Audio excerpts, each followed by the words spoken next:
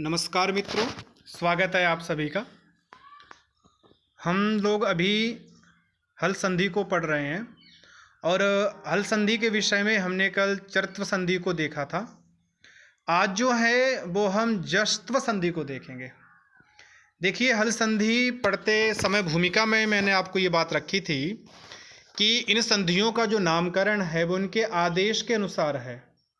किसके अनुसार है? आदेश के अनुसार।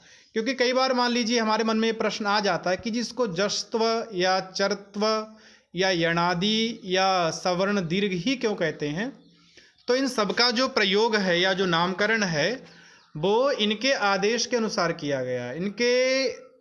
इसमें जो आदेश किया जाता है उस संधि को उसी आदेश के अनुसार रख दिया जाता है। तो आज जो हम संधि पढ़ेंगे उसका नाम है जश्त्व संधि। ठीक है। अब ये जश्त्व संधि जो है इसको इसलिए कहा जाता है क्योंकि इसमें जश जो आपका है आदेश किया जाएगा। इतनी बात तो आप शायद समझ गए होंगे कि इसमें जश आदेश किया जाएगा, इसलिए संधि का नाम क्या है? जश्त्व संधि नाम है। मैंने आपको कल कुछ पारिभाषिक या यूं कहो प्रत्याहारों के बारे में बताया था कि ये जो प्रत्याहार हैं वो मैंने आपको 5 प्रत्याहार वहाँ पे दिखाए थे और ये भी कहा था कि ये जो 5 प्रत्याहार हैं, अगर आप इन 5 प्रत्याहारों को रट लेते हैं या समझ लेते हैं, क्योंकि वहाँ याद तो करना ही पड़ेगा आपको, समझना भी पड़ेगा आपको कि भाई किस में कौन कौन से वर्ण आते हैं। अगर आप इन 5 को कर लेते तो फिर ये जो संधि है वो आपके बिल्कुल अंगुलियों पे हो जाएगी।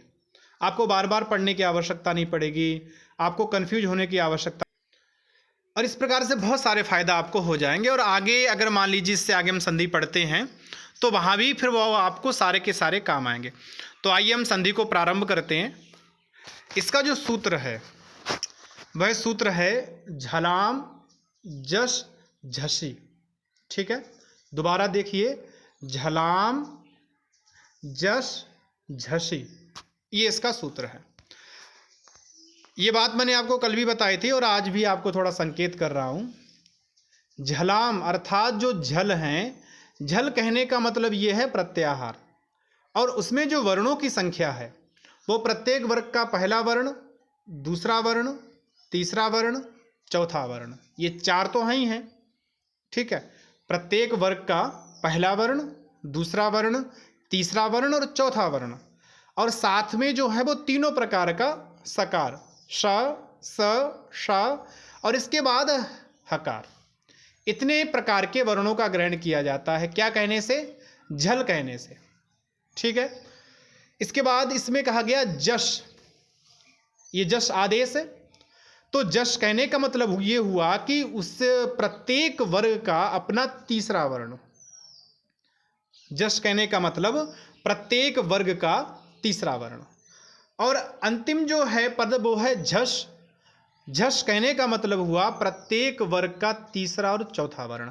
आप इस बात को याद रखिएगा, मैंने आपको पहले भी कहा था कि इन्हीं प्रत्याहारों का सारा खेल है। अगर आपको ये प्रत्याहार वस्तुतः कंठस्थ हैं तो फिर आप बहुत अच्छे से संधि की प्रक्रिया को समझ भी सकते हैं और स्वयं कर भी सकते हैं। तो आइए अब हम सूत्रार्थ की तरफ चलते हैं, सूत्रार्थ देखते हैं। चलिए, तो सबसे पहले हम समझते हैं पदों को। मैंने कहा था ना कि जब अगर हम पदों को समझ लेते हैं तो हमारा आधे से ज़्यादा अर्थ निकल आता है। ठीक है, और पदों को हम समझेंगे विभक्ति के आधार पे, और उसी विभक्ति के आधार पर हम अर्थ की कल्पना करेंगे। तो देखिए, पहला पद है झलाम। झलाम में जो विभक्ति है वो षष्ठी विभक्ति बहुवचन। ठीक है, और मैंने कहा था कि अगर षष्ठी का प्रयोग व्याकरण में है तो फिर वहाँ पर आपको आंख बंद करके स्थान शब्द जोड़ देना है। स्थान, षष्ठी मतलब स्थान, प्राय करके। ठीक है, क्योंकि व्याकरण में षष्ठी स्थान योगा का बड़ा महत्व है, इसलिए यहाँ पर झलाम जो है ये षष्ठी का बहुवचन है। तो आपका सीधा सा अर्थ होता है केवल इस पद का कि झल वर्णों के स्थान पर या झल वर्णों के स्थान को। ठीक है, क्या होता है? तो अगला जो आपका पद है वो पद दिया है जश। अब देखिए, जश में विभक्ति कौन सी है? एक एक, ये विभक्ति है जश में। तो जहां पर एक एक को वो क्या होता है? आपका आदेश होता है। एक एक बराबर आदेश। ठीक है, तो झलों के स्थान पर क्या आदेश होता है? तो जश आदेश होता है। झलों के स्थान पर क्या आदेश होता है? तो जो एक एक में है उसको मान लीजिए जश आदेश होता है। ठीक है, झलों के स्थान पर जश आदेश हो जाता है।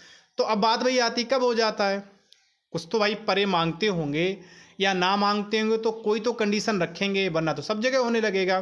तो इन्होंने कंडीशन के लिए आपको एक नियम दिया साथ में, झषी, अर्थात झष प्रत्याहार के परे रहते। तो आप ऐसे समझ लीजिए इसको कि झष में जो आपके वर्ण आते हैं वो तीसरा और चौथा आता है।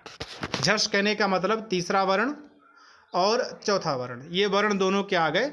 झष में आ गए। ठीक है, तो कहते हैं कि झलों के स्थान पर अर्थात प्रत्येक वर्ग का पहला, दूसरा, तीसरा, चौथा, श, श, स और हा, इनके स्थान पर जश आदेश हो जाता है। कब होता है?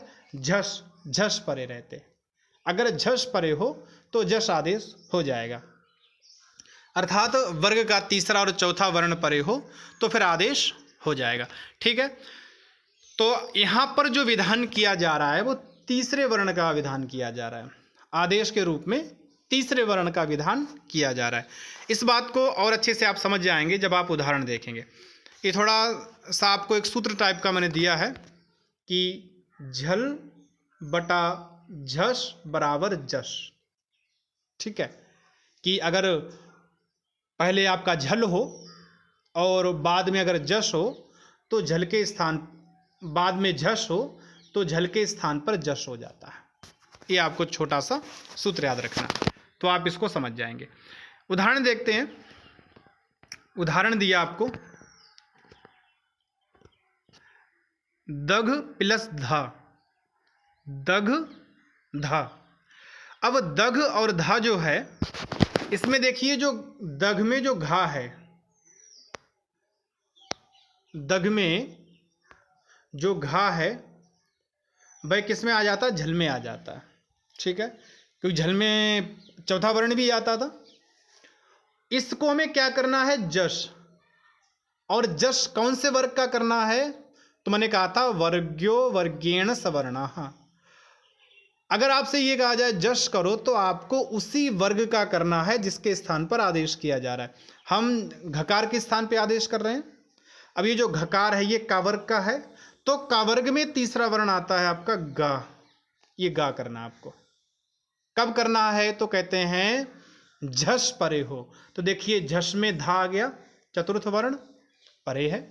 तो क्या किया आपने कि घा के स्थान पर जस कर लिया, तीसरा वर्ण कर लिया, और आपका जो रूप बनता है वो रूप बन के निकल के आया दग्धः। ठीक है, इसी प्रकार से देखिए बुध प्लस धी, बुध प्लस धी। तो बुध जो है, ये जो धा है, ये धा आ गया आपका झल में। कहते झल के स्थान पे क्या करना है? जश करना है। तो धा जो है वो कौन से वर्ग का है? त वर्ग का। ता था दा धा। तो धा के स्थान पर हम क्या करेंगे? तीसरा वर्ण दा। ठीक है, और धी जो है हमारा, धा जो है ये झष में आता है, तो झष परे है। तो क्या रूप बन के आया? हमारे सामने रूप निकल के आता बुद्धि। ऐसे सिद्ध प्लस धी, यहां भी धा के स्थान पे क्या कर देंगे? द। ता था द, तीसरा सिद्धि। एक विशेष प्रयोग आपके लिए है, त्विष प्लस भी। अब त्विष प्लस भी, यहां पर देखिए, यहां पर जो शकार है मूर्धन्य, मूर्धन्य शकार है यहां पर। अब मूर्धन्य शकार के स्थान पे क्या करें? ठीक है, तो मूर्धन्य शकार के स्थान पे होता है ड। क्या होता है? ड, ये होता है। अब आप ये कहोगे जी डा कैसे हो गया? तो एक सूत्र है शिक्षा में, री टू र श मूर्धा। री टू वर्ग, रा और शा, इनका स्थान क्या है? मूर्धा, मूर्धा है। तो भाई हम जो आदेश करेंगे शकार पर वो स्थान की सादृश्यता से करेंगे ना। स्थान की सादृश्यता से देखेंगे तो शा के स्थान पे हमें प्राप्त होता टू, टा वर्ग। अब आपने क्या कहा, टा वर्ग में भी जश करना आपको, तो जश में तो तीसरा वर्ण डा ही आता है, तो उसी डा को हमने यहाँ पर किया। तो त्विड भी, इसी प्रकार से त्विश प्लस भ्याम, त्विड भ्याम, ये आपके उदाहरण हो गए। तो ये जो जश जो आदेश होता है ये दो जगह होता है, आपको याद हो। एक तो सूत्र लगता है झलाम जश झसी, और एक सूत्र लगता है झलाम जशो अंते। ठीक है, झलाम जशो अंते, ये वाला सूत्र लगता है। तो हमने झलाम झस झसी तो पढ़ लिया, अब हम अगला सूत्र पढ़ेंगे झलाम जशो अंते। इसको देखिए, इसको देखिए, झलाम जशोंते, ये सूत्र है आपका।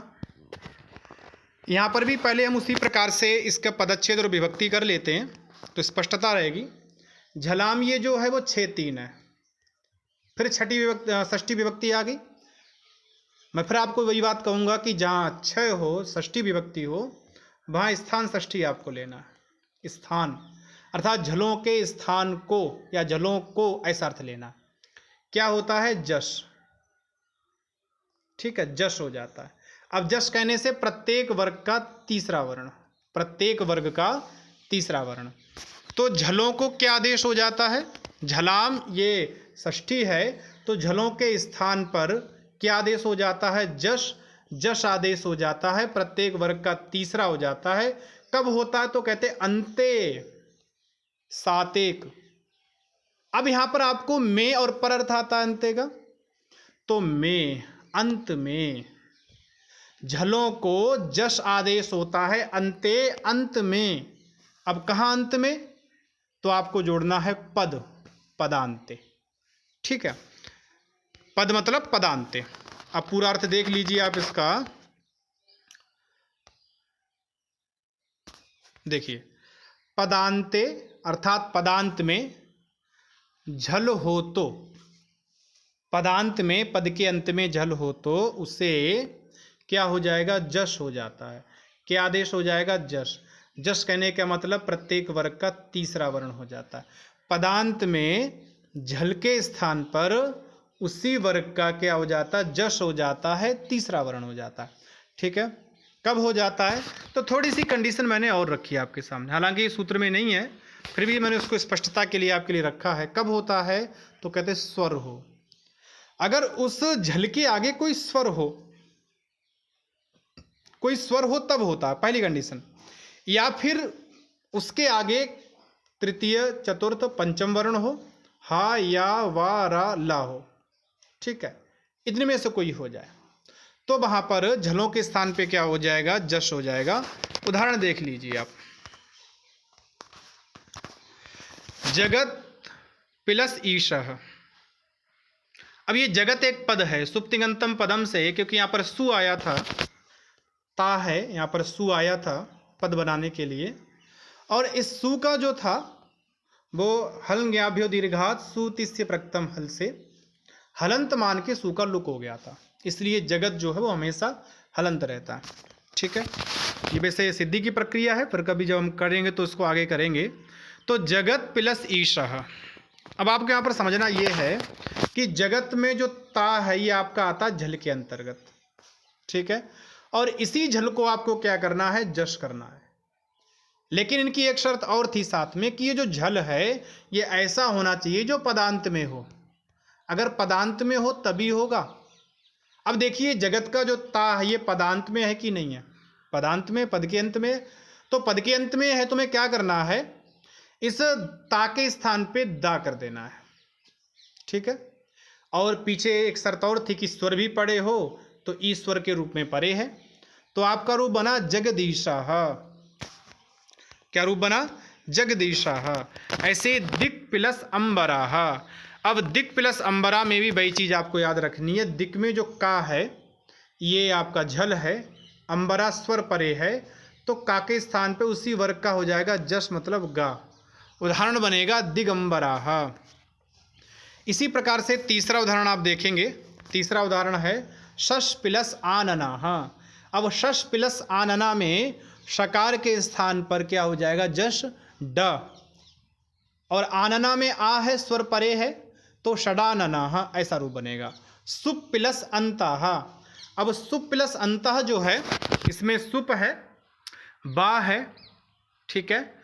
तो पा के स्थान पे क्या हो जाएगा, बकार आदेश हो जाएगा, बा हो जाएगा, क्योंकि सुप में जो पा है वो पदांत में है, इस कारण से इस पदांत के पकार के स्थान पे क्या हो जाएगा, बकार। आपका रूप क्या बनेगा, सुबंता। समिध प्लस आधानम, समिध प्लस आधानम। तो समिध में ये जो धा है ये झल में आता और झल के स्थान पे जश हो जाएगा, अर्थात दा हो जाएगा, रूप बनेगा समिधा, समिदाधानम। इसी प्रकार से वाक प्लस दानम। अब वाक में जो आपका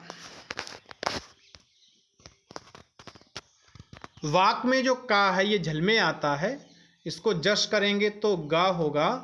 और दानम जो है ये पीछे कहा था ना कि तीसरा चौथा वर्ण हो तब भी हो जाता है, तो पीछे हमारा दकार तीसरा वर्ण है, परे है, तो का के स्थान पे गा हो जाएगा, रूप बन जाएगा वागदानम। जगत प्लस धाता। अब जगत के ता के स्थान पे क्या हो गया, द, क्योंकि जश करना आपको, तो रूप बना जगत धाता। अच प्लस आदि, अच प्लस आदि ही, तो चा के स्थान पे क्या हो गया, चा छ जा, क्या रूप बन जाएगा, अजादि ही। तो ये जो संधि है, क्योंकि इसमें सब जगह आपने देखा जश किया जा रहा है, इसलिए संधि का नाम जो है वो जश्त्व संधि हो गया। और इसमें दो ही सूत्र जो हैं वो काम के हैं, इसी से इन्हीं के द्वारा सारा का सारा काम होता है।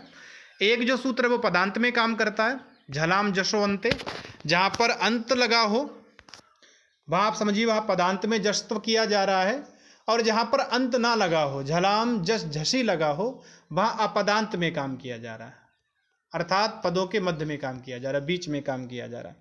बस आपको इसी बात को याद रखना, और ये दो सूत्र आपको याद कर लेने हैं। ये दो सूत्र आप याद करेंगे तो आपको जश्त्व संधि सारी की सारी बड़े अच्छे से समझ में आ जाएगी। तो आप ठीक है, आप इसका अभ्यास कीजिए और फिर मिलते हैं अगले वीडियो में आपसे। नमः संस्कृताय।